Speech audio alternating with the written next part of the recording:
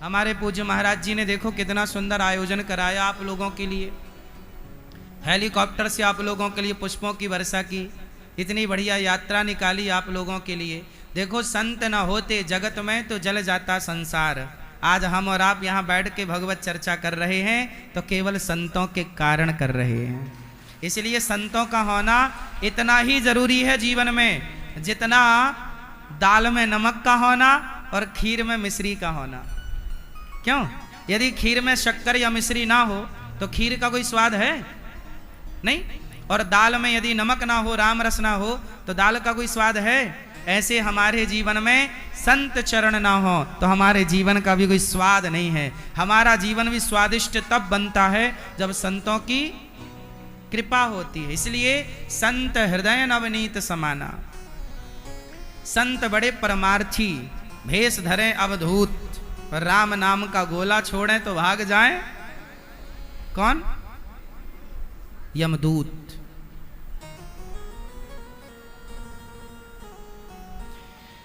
अब सवाल खड़ा हो गया बड़ा जटिल के राम जी ने बाली को छिपके क्यों मारा। आओ सुनते हैं।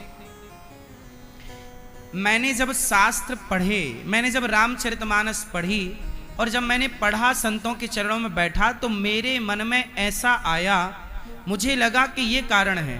तो जो मुझे गुरुजनों ने बताया, जो मैंने पढ़ा, जो मेरी समझ में आया, वो मैं आपको समझाता हूं। राम ने छिपके क्यों मारा बाली को? सवाल यही है ना। कई बार ये समाज में सवाल खड़ा होता है कि राम ने बाली को छिपके क्यों मारा। क्यों ये सवाल खड़ा है कि नहीं? युगों बाद भी ये सवाल खड़ा है कि राम जी ने बाली को छिपके क्यों मारा। अब मैं उत्तर दे दूं तो सुनो। बात ऐसी है कि राम ने सुग्रीव से की मित्रता। राम ने सुग्रीव से क्या कर ली?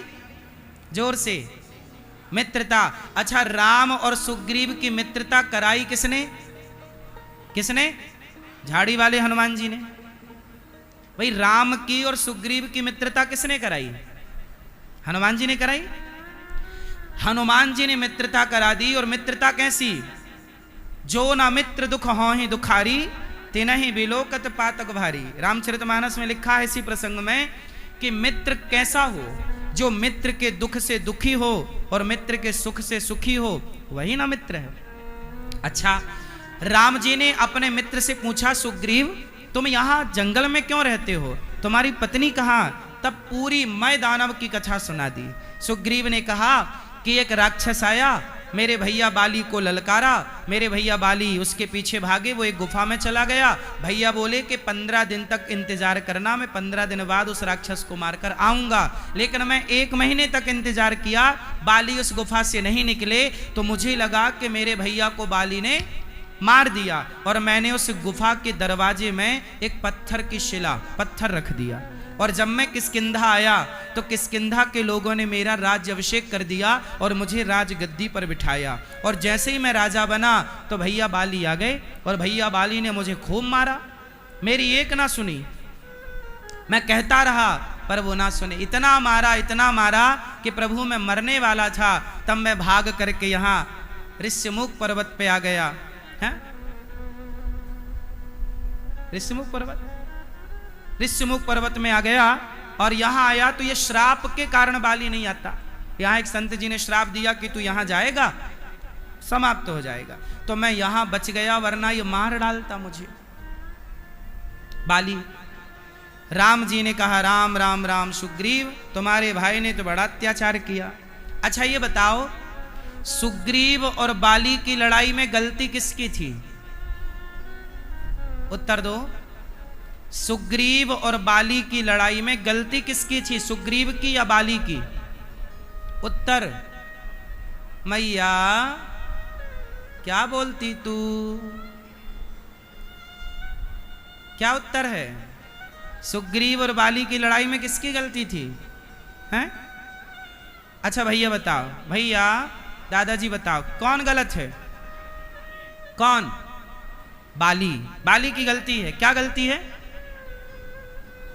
बाली की गलती यह है कि उसने सुग्रीव की एक ना सुनी, जबकि सुग्रीव से बाली ने कहा था कि तुम 15 दिन इंतजार करना।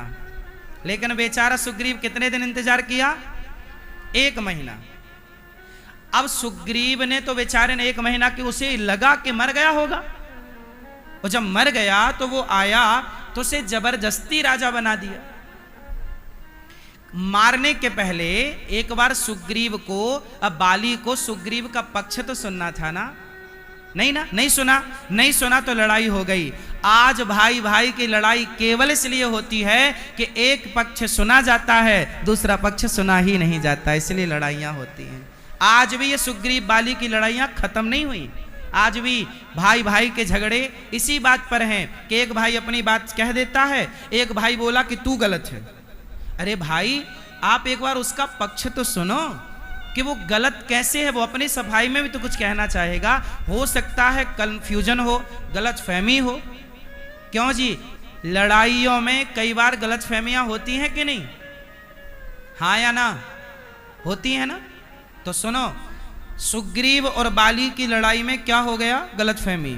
अच्छा, अब जब राम ने पूरी कथा सुनी, सुग्रीव ने रोते हुए कहा कि मुझे लात मार के निकाल दिया और मेरी पत्नी पर कब्जा कर लिया। तब राम जी को गुस्सा आया। राम जी ने कहा, बाली सुग्रीव सुन सुग्रीव, मारी हूं बाल ही एक ही बाण, ब्रह्म रुद्र शरणागत गए ना उबर ही प्राण। हे सुग्रीव, अच्छा राम ने प्रतिज्ञा कर ली। क्या प्रतिज्ञा कर ली कि सुन सुग्रीव, मारी हूं बाल ही एक ही बाण। हे सुग्रीव, मैं बाली को मारूंगा, एक ही बाण से मारूंगा। अच्छा, राम ने क्या कर ली, सुग्रीव के सामने बाली को मारने की जोर से प्रतिज्ञा कर ली। राम ने वचन दे दिया, सुग्रीव मैं तुझे वचन देता हूं कि मैं बाली को मारूंगा और एक ही बाण से मारूंगा। हो गया। अब चलते हैं आगे। अब जब राम आगे गए तो राम जी देखे कि सुग्रीव और बाली की लड़ाई चल रही है। सुग्रीव बाली लड़ रहे हैं दोनों युद्ध। राम जी को लगा कि यदि मैं सामने चला गया बाली के, और यदि राम जी बाली को सामने से मारते तो कुछ बातों का ध्यान आपको रखना है। क्या? यदि राम जी खड़े हो जाते बाली के आगे तो बाली क्या करता, तुरंत दौड़ के राम जी की शरण में चला जाता, क्योंकि राम की बाली से कोई दुश्मनी नहीं थी।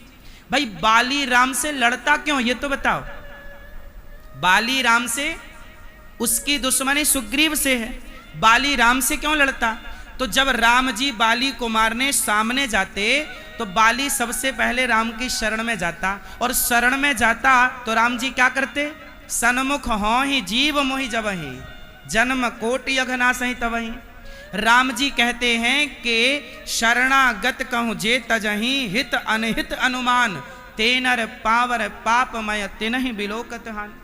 राम जी कहते हैं कि जो कितना भी बड़ा पापी हो, कोटि विप्रबद लागे जाहू, आए शरण तजिए नहीं ताहू।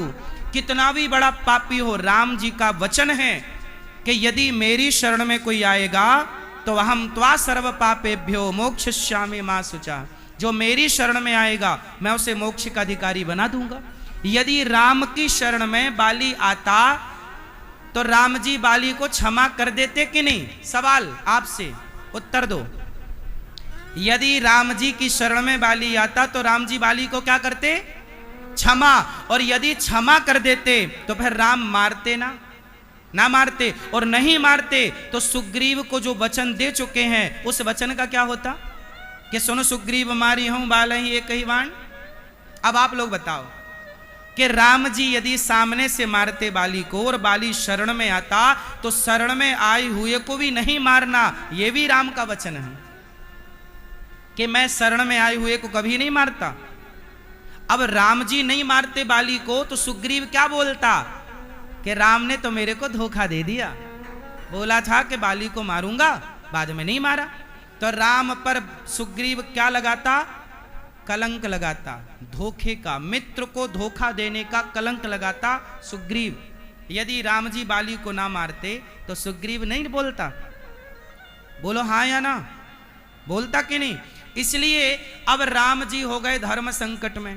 राम जी पर 2 आरोप लगने हैं। एक आरोप ये, यदि राम बाली को नहीं मारते तो सुग्रीव आरोप लगाएगा कि आपने मुझे वचन दिया था कि बाली को मारूंगा, नहीं मारा, आपने तो बाली से हाथ मिला लिया, क्योंकि उसकी शक्ति ज्यादा थी। राम पर तमाम आरोप लग जाते। या दूसरा आरोप लगेगा, अब राम जी ने सोचा क्या करूं, सामने से मारता हूं तो शरण में आता, इसलिए राम जी ने कहा छिपके ही मारता हूं, छिपके मारूंगा ये शरण में नहीं आएगा। फिर राम जी के अंदर सवाल आया कि यदि मैं छिपके मारता हूं तो लोग कहेंगे कि राम ने छिपके क्यों मारा। तब राम जी बोले कि दुनिया यही तो कहेगी कि छिपके क्यों मारा, कम से कम मित्र को धोखा देने का आरोप तो नहीं लगेगा राम पर। इसलिए एक आरोप से बचना था और दूसरे आरोप से बच नहीं सकते थे राम जी। तो राम जी, अब ये बताओ कि दोनों आरोप तराजू पे रखे जाएं।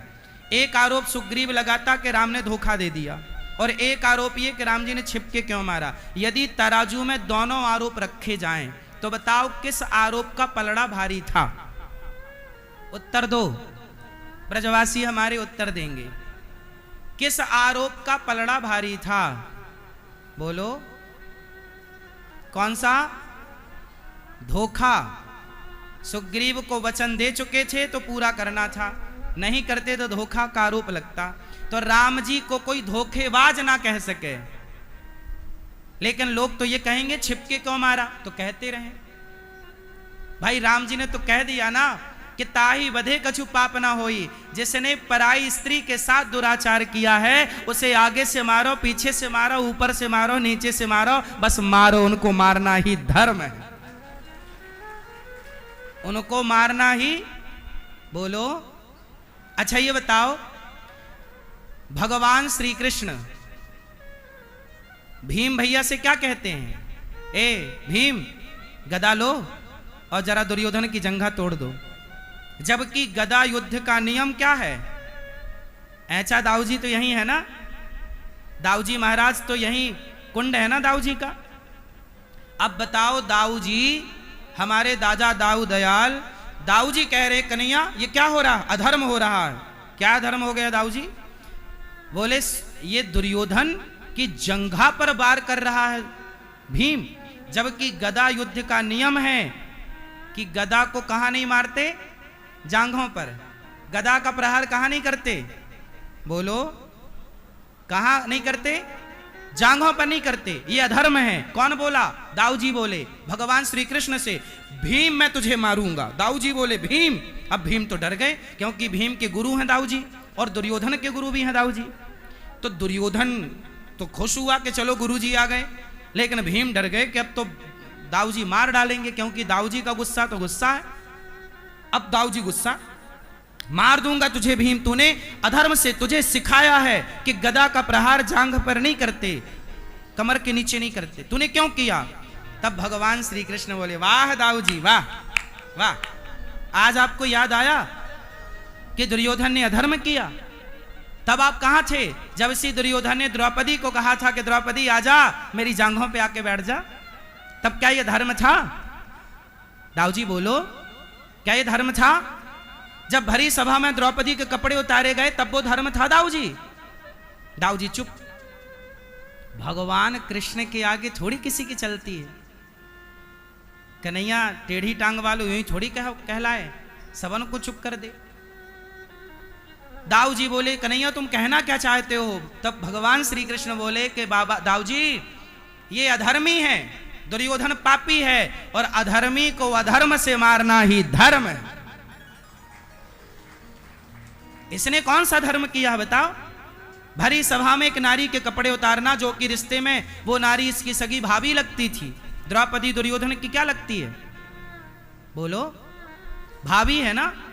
धर्मराज युधिष्ठिर की पत्नी और धर्मराज बड़े हैं, दुर्योधन के बड़े भ्राता ही तो हैं धर्मराज।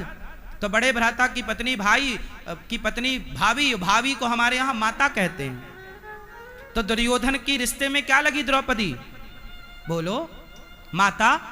दुशासन कपड़े उतार रहा है, दुशासन के रिश्ते में द्रौपदी क्या लग रही हैं? भाभी माता ना होती हैं? माता। तो ये कपड़े किसको उतार रहा है? दुशासन। दुर्योधन किसके? माता के।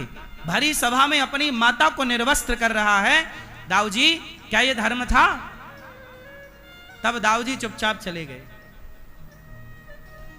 कुल मिलाकर के बात यह है कि कई बार अधर्म हमें लगता है कि ये अधर्म है, पर वो भी धर्म होता है। ऐसे ही भगवान राम ने बाली को छिपकर मारा, वह भी धर्म है। इसलिए राम को क्या कहते हैं? रामो विग्रहवान धर्मः, राम ही धर्म है। राम ने जो किया वही धर्म है। भगवान कृष्ण ने जो किया, जो भगवान ने कहा वही धर्म है। इसलिए आपको हम केवल इतना कह रहे हैं कि बाली जब मरने लगा तब बाली ने राम से कहा, प्रभु एक मेरी प्रार्थना स्वीकार करो। क्या? मेरा बेटा अंगद है। तो राम जी का हाथ पकड़ा, अंगद का हाथ पकड़ा और राम के हाथ में अंगद का हाथ रख दिया।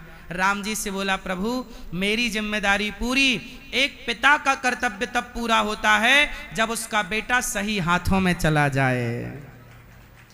एक पिता का कर्तव्य तब पूरा होता है जब उसका पुत्र सही हाथों में, और राम के हाथ से बढ़िया हाथ किसका होगा? इसलिए बाली आराम से मर गया। क्यों? क्योंकि निश्चिंत हो गया कि अब अंगद राम के हाथों में है। अच्छा, राम ने भी न्याय किया अंगद के साथ।